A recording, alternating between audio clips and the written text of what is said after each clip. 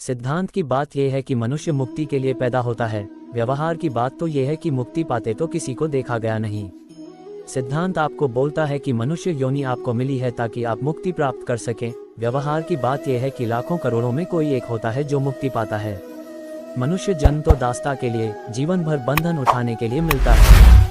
अर्जुन एक विरल उदाहरण है एक विशिष्ट अपवाद का, और इसीलिए वो हमारे काम के हैं, क्योंकि हम सबको उसी अपवाद बनने की लालसा है, उसी अपवाद की तलाश है। हम सबको पैदा तो हुए हैं बंधनग्रस्त रहने के लिए। क्या मुक्ति मिल सकती है? आरंभ में अर्जुन बिल्कुल हमारे जैसे हैं, फिर ऐसा क्या हो जाता है कि अर्जुन की भाग्य रेखा बिल्कुल अलग दिशा में मुड़ जाती है, हमसे बिल्कुल भिन्न किसी और निकल जाते हैं अर्जुन। ऐसा क्या होता है? ऐसा जो भी होता है अर्जुन के करे नहीं होता है, ऐसा जो भी होता है कृष्ण के करे होता है। अर्जुन ने बस एक काम करा है, जब कृष्ण बोल रहे थे तो रथ से कूदकर भाग नहीं गए। अर्जुन को कुल श्रेय बस इस बात का है, नहीं तो कृष्ण जो बोल रहे हैं वो बात स्वीकार करने की नहीं, ग्रहण करने की नहीं, ग्रहण कर भी लो तो पचने की नहीं। कृष्ण ने जो बातें गीता में कही हैं वो आप एक आम आदमी से जाकर बोलिए, बस ये मत बताइए कि कृष्ण की बात है, वो आपको पीट पाट कर बराबर कर देगा। वो तो कृष्ण को परंपरागत रूप से हम पूछते हैं, तो इसीलिए किसी प्रकार आम आदमी गीता को बर्दाश्त कर लेता है। नहीं तो सच्चाई तो ये है कि हमारा आम जीवन गीता के ज्ञान के बिल्कुल विपरीत चलता है। ऐसे में यदि कोई आपको बताए कि तुम ये चीज़ें गलत कर रहे हो, बस ये ना बताए कि ये जो मैं तुम्हें बता रहा हूँ ये बात गीता से आ रही है, तो आप उस व्यक्ति का पुरजोर विरोध करेंगे। हाँ, यही वो बोल दे कि मैं गीता का ज्ञान दे रहा हूँ, तो आप नैतिकता के मारे और धार्मिकता के मारे विरोध नहीं कर पाते, खुले तौर पर विरोध नहीं कर पाते, भीतर ही भीतर तो विरोध रहता ही है। विरोध ना रहता तो इतनी गीताएं आई और गईं, हमारा जीवन वैसे ही कैसे चल रहा होता जैसे चल रहा है। हमने खूब विरोध किया है गीताओं का। समझ में आ रही है बात कुछ? उस क्षण को अनुभव करिए, उस क्षण में पहुंचिए। कृष्ण कुछ ऐसा कह रहे हैं जो बिल्कुल अस्वीकार्य है, और यही वो क्षण है जिसने अर्जुन को अमर कर दिया। उस क्षण में अर्जुन कृष्ण से विमुख नहीं हुए। अर्जुन के भीतर से प्रबल आवेग उठ रहा है, कृष्ण तुम मुझे पितृद्रोही, भातद्रोही, कुलद्रोही बनाओगे, तुम मुझसे मेरे ही वंश का नाश कराओगे। ये ज्वालामुखी का लावा उठ रहा है, भीतर से आग लग गई है अर्जुन की काया में, क्योंकि अर्जुन की काया है तो कुरुवंश की काया ही न। वास्तव में जब काया की बात आती है तो अर्जुन की काया और दुर्योधन की काया में बहुत समानता है। कृष्ण की काया तो जरा दूर की है, और काया अपने आप को बचाने के लिए बड़ी उद्यत रहती है। जानवरों में भी आप देखेंगे तो आमतौर पर कोई भी पशु अपनी ही प्रजाति का शिकार नहीं करता है। काया बड़ा ध्यान रखती है कि जो मेरे जैसे हैं उनको ना मारूं, और कृष्ण कह रहे हैं अर्जुन से कि तुम इन्हीं को मारो। अर्जुन के भीतर से विरोध का, आक्रोश का ज्वालामुखी फूटा है, और मैं कह रहा हूं कि अर्जुन ने उस क्षण में जो ना भागने का निर्णय किया है उसी ने अर्जुन को अमर कर दिया। धर्म के सकल क्षेत्र में अर्जुन का कुल योगदान यही है कि उस क्षण को झेल गए अर्जुन, जिस क्षण रोआ रोआ जलकर चिल्लाकर कह रहा था, चले जाओ यहाँ से, भाग जाओ यहाँ से, मत सुनो इस व्यक्ति की, ये व्यक्ति ठीक नहीं है, ये तुमसे कुछ ऐसा करा रहा है जो बहुत घातक होगा।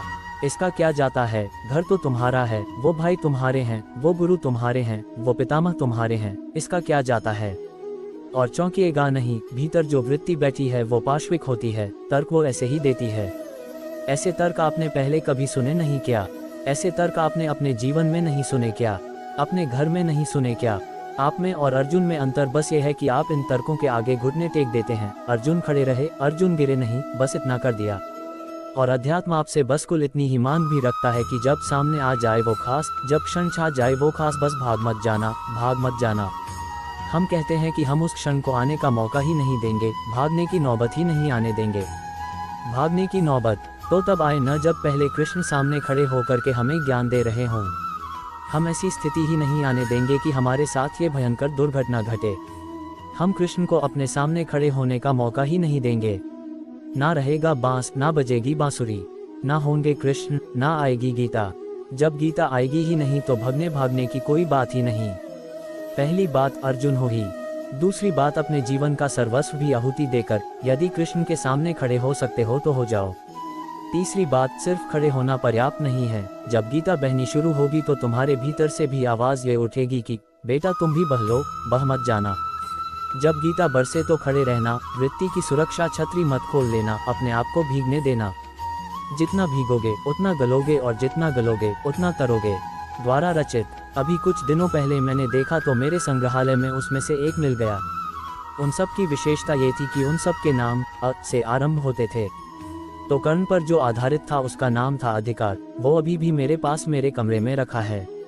एक एक पात्र का जीवन अपने आप में एक महागाथा है। उससे पार कैसे पाओगे? तुम्हें कितने साल जीना है? इतने सारे नाम और सब नाम अपने पीछे एक पूरी महागाथा रखे हुए हैं। हर नाम अपने आप में एक संसार है। तुम कैसे उसके पार निकल जाओगे? तुम्हारे पास 60-80 साल हैं कुल। 60-80 साल अपनी गाथा से पार पाने के लिए पूरे नहीं पड़ते। यहाँ तो इतनी सारी गाथाएं हैं। कृष्ण प्रतीक्षा करते रह जाते हैं, ये गाथाएं कब समाप्त होंगी? मेरा नंबर कब आएगा? अर्जुन सौभाग्यशाली है कि कृष्ण से एक बड़ी भौतिक निकटता थी, सूक्ष्म नहीं, पारमार्थिक नहीं, भौतिक। सामने खड़े हैं कृष्ण, बस इसी बात ने बचा लिया कि सामने खड़े हैं। हमें गीता में ऐसा पढ़ने को नहीं मिलता, पर अगर आपके पास जरा भी रसपूर्ण मन है, यदि थोड़े भी कवि हृदय हैं आप, तो आप देख पा रहे होंगे कि कैसे कृष्ण की आंखें भी बात कर रही होंगी, और वो बातें श्लोकों में लिखित नहीं हैं। कुछ कह रहे हैं अर्जुन, और अर्जुन की बदमाशी को समझ करके कृष्ण के होंठ जरा से कांपे और आंखें उनकी मुस्कुरा दी। ये बात किसी श्लोक में वर्णित नहीं है, पर कृष्ण के अधर यदि कांपे ना होते, कृष्ण के नयन यदि मुस्कुराए नहीं होते, तो अर्जुन को वो बात समझ में भी नहीं आई होती जो गीता में समझ में आ गई है। इसलिए मैं कह रहा हूँ कि भौतिक निकटता बहुत जरूरी है, अन्यथा श्लोक तो किसी पुस्तक में भी लिखे जा सकते थे। सही बात तो यह है कि गीता उपनिषदों का अमृत भर है, कोई नया सिद्धांत नहीं प्रतिपादित है गीता में। कृष्ण अर्जुन को ये भी कह सकते थे कि चलो ऐसा करते हैं कि छांदोग्य उपनिषद का पाठ कर लेते हैं। और कर लेते हैं माने क्या? दोनों को थोड़े ही करना है। मैं तो कृष्ण हूँ, मैं क्या करूँगा तुम कर लो।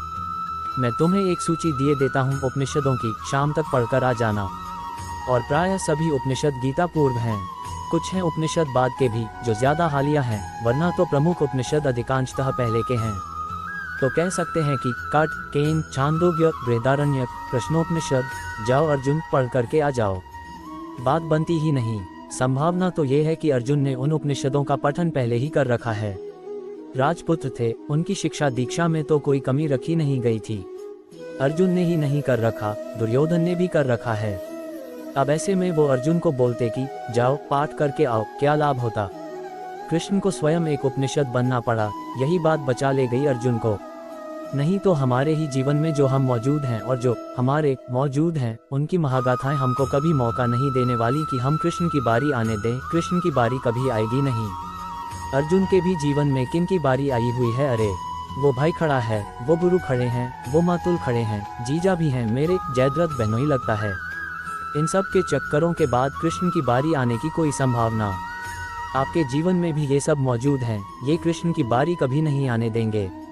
अर्जुन सौभाग्यशाली है कि कृष्ण सामने खड़े हैं। कृष्ण की बारी आई नहीं, कृष्ण ने झपट ली अपनी बारी। नहीं तो अर्जुन ने तो निर्णय कर लिया था, धनुष नीचे रख दिया था, मैं नहीं लड़ रहा, और कृष्ण से अनुमति नहीं मांग रहे थे।